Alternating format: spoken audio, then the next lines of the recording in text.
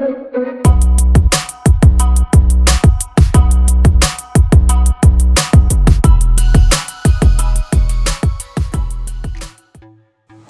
channel go to RP and Nigumia, Alume Minglaba, Dinero Dizima, Korean, Menekima, Tale Trinigo, Tinsa Pimaba, Pramadon Drinkuni, Chia, Mesruchino, Gwen exam Mabidu, Popo, Bagaro, Bigere August Lama, Lagonia, Shikere, Kovinadibu, Kuza, Kanyamuha, Lagondu Exama, Boma, Imdangu, Kakesi, Jambiosu, Takevare. At the Nasa Konane, Yuela, she did a Queen exam Mabidu, Popo, Bagaro, Bigere was sent in a Wezima, Chizwan Piada, Gazapita, and Gerapi. Today, I am asking you to do Mamma Kunimuri Pion, Bamboo Pin and get to le Piepare. To the exama Piduga, Bigger August Laga, Covid-19 Kusa, Kantage Raja, Cladding up with Intermia go Lucho, Gera Pidro, Pianeta, Laji Mare, Chiduan Piadabu, Yonk and Keraba. The young Zama Pidugo operated in a Polon weapon toned to the Miaswaga, weapon Takamuri, Target Jarapi, was sent in a Puebi Masrujin Zama Piduga. The Kaya Buama, Covid-19 Kusa, Kantage Amuga, Imidango, Kake, Johnny. Queen Dream Malelo Shaya Kazan and Muka Troligo, Jupan, Ukera, Pedro, Lu added Lo Shamuri, Pulo, Nagaji, Meshivulu, so Takeraba, Tabian Legompian, Takaza, Chiniga, Solution, Zama Piduga, that she would on imminent Kake Ajone, Sipa Winnie, Kunimurida, Pawin, Meshivus, Logino, Akuchi, Nidama, Piane, Kazabuka, Matija, and Debu, so we drop your Sumuri, Pilo, Twagara, Pepare. Exama Bide Popo Bagaro, Lashima, United with Janumi, Panepisa, Kazana, and Navy Piraja, Lame Lazit in a Puezamaya, Poetry Pawin Lanem Sura Sauchi Jayamava. Now that Niku Giame, Sologino, PhD, Agza Rapidu, Leo Narugaro, Messina Pedra Trinigo, Pishin to Akevare, Agza Rapidu, Leo Naruha Sologino, Pigereniga, United Tingo, and Ayashi, Piger and Navema, the Kano, the entire exam Mabidu, Nimaga, Leonem Messina, PhD, Matwepa, Gazalo, John Topo, Sumurishi, Takirale, Piepare. Tajang Lagontini in a pedavi, Leonardo Pitugaro, Akuchia Slogino, a Bianchi Yadi, Jango, Puame, Chimhoti Jane, Pigereniga, Nimaga, Pradi, Jane, Lidiago, Akulumu, Leonem Messina, Petere, Kesar Kugo, Piosu, Kere Surahale, Zamania, Jama, Jinimu, Yanshiru, Pijan Piosu, Kerale, Pepare. Tabi, Isaac Zama Pidu, Leonem Messia, the chocolate in Kuyak Zama Pidashi de Jane, Eddie Duru, Gurangale, Lomago, Liza Mushia, Mapijan Piosu, Gera Pedro, Nagano, the Examadia, Jango Piosu, Labis, Lugin, the chocolate in Kuga, Liza Lures, to be of Piosu, Muripiro, Tuagera Pibi, Leonem Messina, Pedra, the Rinugura, Abianchi, Zigo, Yadim, Hotijan Piosu, Viro, Ninsu, Tuagera, Pepare. That's exama Bidu Nimahara, Lagonia Dimpo Home Pide, Leonem Messinedu, Pigereniga, do to a Pekazaj, Pradi, Channel, Lidiago, dear when Pumpio, Pioso Munishi, Takirale, Pepare. Let our Lashi Maslogino, Leonem Messia, Dringale, O Dono Pilla, Kayaraba. Now that in Amilan Drinkugo, Gia, Meslogino, Nibia Pidu, Antonio Kunigaro, Lashi Tax exama Bidu, Romilu Lucagoa, Cabasan Tax exama Regatia, Piet, Laminima, Mintuya, Chile, Melo, Pioso, Tuakevare, Pejian Lavis and Tax exama Bidu, Luca, Gugaro, Pigereni, Kama, Manchester United, the Mayon, Camurimiaswa, Shikerajan, Zama Piduga, in Amilan Dingo, Pion Shikera Pibi, in Amilan Dimaro, Gego, Yiduishi, she's when you go Piata, Pita Gerapi, Twingo Miaswale, Twin you Pita Gerale, Pepare. In Amilandingaro, Lashi UFA champion Masluchino, Yala County Yashibo, Yonk and Nikiares, so we met Lashi Maduro, and Narsen Tabuka, Akonyishi, Tirale, Pepare.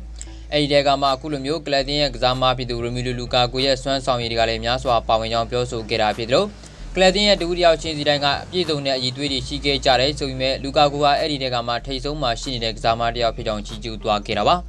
Premier Limani Baumias was Jam Piopia Danke with Isaac Zamabidu, Luca Gugaro, United in Gopian Swizzing Ale, Jadi Sarima, Chiduan Piada, Namureshini Keve, so we made now by Nidimas Rogino, Chiduan Piada, Namune, Twinkuri, Yashibuka, Yonk and Nike Yaraba. To the Leshi in Damilan Masrogino, Pigeon around the going around the Bologna, the Gale, Twinkuri, Miaswa, Twin you target up Pedro, Leshi Diadimale Cladin, Lucania Twinkuri, Miaswa, Kuni, Pita, and Dule Piepare.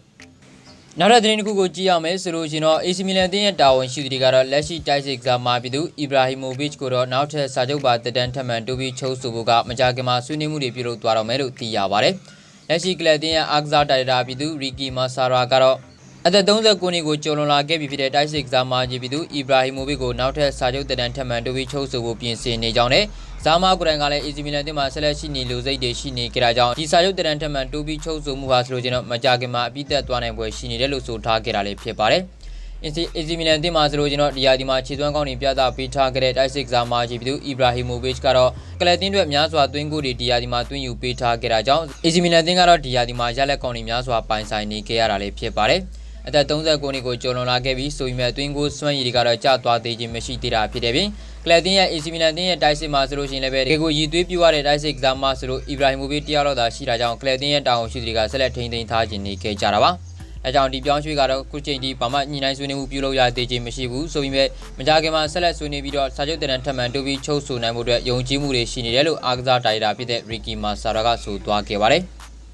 နောက်ထပ် United သတင်းတစ်ခုကိုကြည့်ရမယ်ဆိုလို့ကျွန်တော်Manchester United အသင်းရဲ့တာဝန်ရှိသူတွေကတော့ Atletico Madrid အသင်းရဲ့ညာနောက်ကစားမဖြစ်သူ Trippier ကိုခေါ်ယူဖို့ကြိုးပမ်းလာတယ်လို့သိရပါတယ်။လက်ရှိကလပ်အသင်းမှာဆိုလို့ကျွန်တော်လူငယ်ညာနောက်ကစားမဖြစ်သူ Aaron Wan-Bissaka ရှိနေခဲ့ပြီးမြဲအကယ်၍၎င်းကစားမတန်ရာပြဿနာကြုံတွေ့လာခဲ့ရပါက United အသင်းကအစားထိုးဖို့ကြံရွယ်နေခဲ့တာပါ။လက်ရှိကလပ်အသင်းမှာဆိုလို့ကျွန်တော်ဘယ်နောက်ကကစားမ3ဦးထိရှိနေခဲ့တဲ့ဆိုပြီးမြဲညာနောက်ကကစားမဖြစ်တကယ်ကိုကောင်းမွန်ပြည့်စုံအောင်ကစားနိုင်တာဆိုလို့ Aaron Wan-Bissaka တူပဲရှိနေခဲ့တာပါ။ဒါပြီးနီးပြပြီးသူဒီယိုဂိုစီမီယိုနီရဲ့လက်အောက်မှာရက်လက်ကောင်းတွေရရှိဖို့ရုန်းကန်နေရတဲ့ကစားမပြီးသူကီရင်ထရီပီယာကလည်း၎င်းကျင်လည်ခဲ့မှုတဲ့ပရီးမီးယားလိဂ်ကိုပြန်လည်ပြောင်းရွှေ့ဖို့စီစဉ်နေခဲ့တာလည်းဖြစ်ပါတယ်။ထရီပီယာကိုယ်တိုင်ကလက်ရှိမှာဆိုလို့ကျွန်တော်အက်တလက်တီကိုမက်ဒရစ်တင်မှာခြေသွမ်းပြသဖို့တွေရုန်းကန်နေခဲ့ရတာကြောင့်လာမယ့်ယူရို2020မှာဆိုလို့ကျွန်တော်နံပါတ်1ဦးစားပေးညာနောက်ခံကစားမဖြစ်လာဖို့ကခဲရင်နေခဲ့တာလည်းဖြစ်ပါတယ်။ဒါကြောင့်ကစားမကိုယ်တိုင်ကတော့မကြခင်မှာပရီးမီးယားလိဂ်ကိုပြန်လည်ပြောင်းရွှေ့ဖို့ကြိုးပမ်းနေကြတာဖြစ်လို့မန်ချက်စတာယူနိုက်တက်ရဲ့တာဝန်ရှိသူတွေကလည်းပီဆာကာရဲ့နေရာကိုအစားထိုးနိုင်မှုအတွက်မကြခင်မှာခေါ်ယူဖို့အတွက်စတင်ညှိနှိုင်းဆွေးနွေးမှုတွေပြုလုပ်သွားတော့မှာဖြစ်တယ်လို့ကိုရော့ကွန်ကဖော်ပြထားပါတယ်။နီးပြပြီးသူပူချက်တီနိုရဲ့လက်အောက်တော်ဒီယန်ဟော့စပါတင်မှာကောင်းမွန်တဲ့ခြေသွမ်းတွေကိုပြသပေးထားခဲ့တာဖြစ်လို့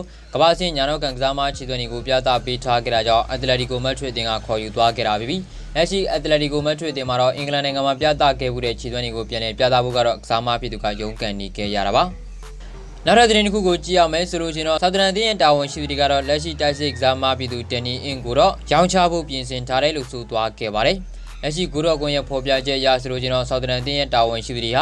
ာမကြခင်မှာစာချုပ်တရံကုံဆုံးတော့မဲ့တိုက်စစ်ကစားမဖြစ်သူဒန်နီအင်ကိုတော့စာချုပ်တရံထပ်မံတိုးပြီးချုပ်ဆိုနိုင်မှုအတွက်ညှိနှိုင်းဆွေးနွေးမှုတွေပြုလုပ်ဖို့ကြိုးပမ်းနေခဲ့ကြတာဖြစ်ပြီးကစားမဘက်ကတော့စာချုပ်တင်တဲ့ပတ်သက်လို့ဘာမှပြန်လည်တုံ့ပြန်မှုတွေရှိမနေခဲ့သေးတာလည်းဖြစ်ပါတယ်။ဒါကြောင့်၎င်းကစားမနဲ့ပတ်သက်ပြီးတော့ကလပ်တင်းရဲ့တာဝန်ရှိသူတွေကတော့၎င်းတို့အနေနဲ့ကစားမပြည်သူကိုစာချုပ်တရံထပ်မံတိုးပြီးချုပ်ဆိုခြင်းပေမဲ့ကစားမဘက်ကတုံ့ပြန်မှုမရှိသေးတာကြောင့်လာမယ့်နေ့ဒီမှာဆိုလို့ကျွန်တော်မှန်ကန်တဲ့ဇင်ုံတစ်ခုရရှိပါကရောင်းချဖို့ပြင်ဆင်နေတာဖြစ်တယ်လို့ဆိုသွားကြတာတွေလည်းရှိနေခဲ့ပါတယ်။တိုက်စစ်ကစားမပြည်သူဒန်နီအင်ကိုတော့ပြီးခဲ့တဲ့နွေရာသီပြောင်းရွှေ့ကတော်ဒီယန်စပါတင်ကခေါ်ယူဖို့ကြိုးပမ်းခဲ့ပူတာဖြစ်ပြီးစာချုပ်တရံကြံရှိနေတဲ့၎င်းကစားမကိုတော့ကလပ်တင်းရဲ့တာဝန်ရှိသူတွေကရောင်းချဖို့အတွက်ညှင်းပယ်ခဲ့ကြတာပါ။သို့တော်လည်းပြီးခဲ့တဲ့နေ့ဒီကလေးကနီးပြပြည်သူဟက်ဆေဟော့ကိုရန်ကကစားမပြည်သူကိုစာချုပ်တရံထပ်မံတိုးပြီးချုပ်ဆိုဖို့အတွက်တိုက်တွန်းမှုတွေပြုလုပ်ထားခဲ့တာဖြစ်ပေမဲ့ကစားမဘက်ကတုံ့ပြန်မှုမရှိသေးတာကြောင့်ကလပ်တင်းရဲ့ဘက်ကနေပြီးတော့ဒီကစားမကိုရောင်းချဖို့ကြိုးပမ်းလာရနိုင်ပွဲတွေရှိနေခဲ့တာဖြစ်ကြောင်းကိုရော့ကွန်ကဖော်ပြထားပါတယ်။နောက်တဲ့သတင်းတစ်ခုကိုကြည့်ရမယ်ဆိုလို့ကျွန်တော် PSG တင်ရဲ့တာဝန်ရှိသူတွေကဂျူဗီနယ်တောင်ပန်ကစားမပြည်သူပေါလိုဒီဘာလာကိုခေါ်ယူဖို့အတွက်စိတ်ဝင်စားမှုတွေရှိနေတယ်လို့90မိနစ်ကဖော်ပြထားပါတယ်။လက်ရှိလီဂူ1ကလပ်တင်ဟာဆိုလို့ကျွန်တော်တောင်ပန်ကစားမတယောက်ကိုထပ်မံခေါ်ယူဖို့ကြိုးပမ်းနေခဲ့တာဖြစ်တယ်လို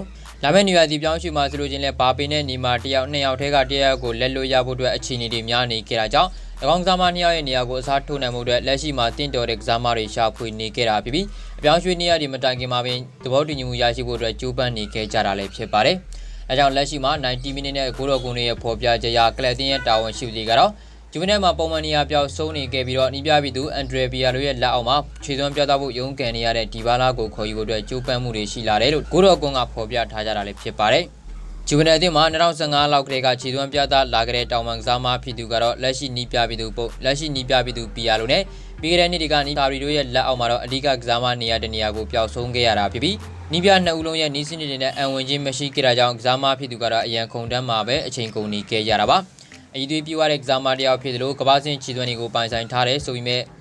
လက်ရှိချိန်မှာဆိုလို့ကျွန်တော်ပုံမှန်ပွဲထွက်ခွင့်ကိုတော့မှရုန်းကန်နေခဲ့ရတာကြောင့် PSG တင်ရဲ့တာဝန်ရှိသူတွေကတော့လက်ရှိမှာ၎င်းကစားမကိုခေါ်ယူဖို့အတွက်ကြိုးပမ်းမှုတွေရှိနေခဲ့တာဖြစ်ကြောင်းလည်းဖော်ပြထားခဲ့ကြတာပါ။နောက်တဲ့လီဗာပူးသတင်းတစ်ခုကိုကြည့်ရမယ်ဆိုလို့ကျွန်တော်လီဗာပူးတင်ရဲ့နီးပြပြီးသူယာဂင်ကလော့ကတော့ကွင်းလင်ကစားမပြီးသူဝိုင်နေတန်ကိုတော့နောက်ထပ်စာချုပ်တရံထပ်မံတိုးပြီးတော့ကလပ်တင်နဲ့ချုပ်ဆိုစေခြင်းနဲ့လို့ဖွင့်ဆိုသွားခဲ့ပါတယ်။နီးပြပြီးသူယာဂင်ကလော့ရဲ့လီဗာပူးတင်ကတော့မင်းညကကစားခဲ့တဲ့ပရီးမီးယားလိဂ်ပွဲစဉ်7ပြည့်ဥပါအန်အသင်းကိုအိမ်ကွင်းမှာလက်ခံကစားခဲ့ရတာပါ။အဲ့ဒီပွဲစဉ်အိမ်ကွင်းမှာဆိုလို့ကျွန်တော်လီဂိုကိုမကြီးဆိုတဲ့ရလနဲ့ပြတ်သားစွာအနိုင်ယူပြသထားနိုင်ခဲ့တာဖြစ်တယ်လို့အဲ့ဒီပွဲစဉ်မှာသွင်းကိုတကူသွင်းယူပေးခဲ့တဲ့ကွင်းလင်ကစားမပြီးသူဂျော်ဂျင်ယိုဝိုင်နေတန်ကိုလည်းချီးကျူးမှုတွေပြုလုပ်သွားခဲ့တာပါ။ကလပ်တင်းမှာဆိုလို့ကျွန်တော်လက်ရှိအသက်29နှစ်ကိုကျော်လွန်လာခဲ့ပြီးဆိုပြီးမဲ့တကယ်ကိုအရေးပါတဲ့ခြေသွမ်းတွေကိုပြသပေးထားနိုင်ခဲ့တာကြောင့်နီးပြပြီးသူကလော့ကတော့ဒီကစားမကိုနောက်ထပ်စာချုပ်တရံထပ်မံတိုးပြီးတော့ကလပ်တင်းနဲ့ချုပ်ဆိုစေခြင်းနေခဲ့တာပါ။ ပြီးခဲ့တဲ့နေရာဒီပြောင်းရွှေ့နေဒီကလေးကကစားမနဲ့ဘုတ်ပွဲဝင်ရဲ့ကြားမှာဆိုလို့ကျွန်တော်စာချုပ်တရန်ထမှန်တိုးပြီးချုပ်ဆိုဖို့အတွက်ညှိနှိုင်းဆွေးနွေးမှုအဆင်မပြေဖြစ်ခဲ့တာဖြစ်ပြီး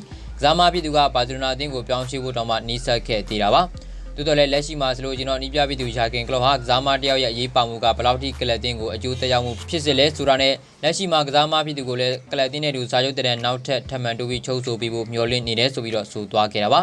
ဒီဘာဘူးတင်ကတော့မင်းညာကကစားခဲ့တဲ့ပရီးမီးယားလိပွဲစဉ်17အဖြစ်တော့ဥပါဟန်တန်တင်ကို၄ဂိုးကိုမရှိတဲ့အနိုင်ရရှိခဲ့တာဖြစ်ပြီးအဲ့ဒီပွဲဒီမှာတိုက်စစ်ကစားမပြည်သူမိုဟာမက်ဆာလာက24မိနစ်မှာဥဆောင်ကိုသွင်းယူပေးခဲ့တာဖြစ်တယ်လို့ကွင်းနဲ့ကစားမပြည်တဲ့ဝါနီတန်က58မိနစ်ဂျိုယယ်မာတစ်က68မိနစ်နဲ့ပွဲချင်း88မိနစ်မှာဥပါဟန်တန်တင်ရဲ့ညာနောက်ကန်ကစားမပြည်သူနေဆန်စီမီတို့ရဲ့အုံဂိုတို့နဲ့တူ၄ဂိုးကိုမရှိဆိုတဲ့ရလဒ်နဲ့ပြတ်သားစွာအနိုင်ရယူနိုင်ခဲ့တာလည်းဖြစ်ပါတယ်โอเคဒါတွေကတော့ဒီမှာ9ရက်နေ့ရဲ့မနက်ခင်းပိုင်းရထားတဲ့အားကစားသတင်းတွေကိုတင်ဆက်ပေးခဲ့တာပါကြည့်ရှုအားပေးခဲ့တဲ့ညီကိုများအားလုံးကိုကျေးဇူးတင်ပါတယ်